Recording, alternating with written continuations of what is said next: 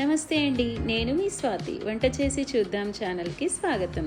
చల్లచల్లగా కడుపుకి ఎంతో హాయిగా ఉండే ఒక డెజర్ట్ చేద్దామా?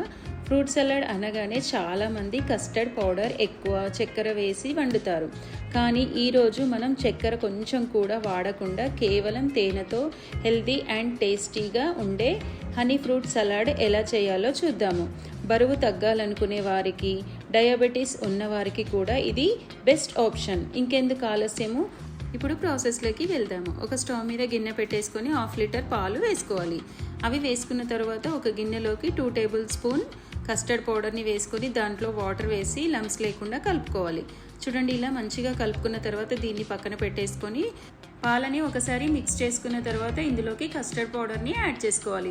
ఇది సిమ్లో పెట్టి మాత్రమే వేసుకోవాలి, ఎందుకంటే ఇది వేసేటప్పుడు పాలు అనేవి గడ్డ కట్టకుండా ఇది మిక్స్ చేస్తూనే ఉండాలి. తొందరగా మిక్స్ చేస్తూ ఉండాలి. ఇలా మిక్స్ చేసిన తర్వాత ఒక 2 నుంచి 3 నిమిషాలు ఉడికిన తర్వాత స్టవ్ ఆఫ్ చేసుకొని పక్కన పెట్టేసుకోవాలి. ఇది పూర్తిగా చల్లగైన తర్వాతనే మనము దీంట్లోకి హనీ వేసుకోవాలి, ఎందుకంటే వేడిగా ఉన్నప్పుడు వేసుకున్నాం అనుకోండి హనీ టేస్ట్ అనేది మారిపోతుంది.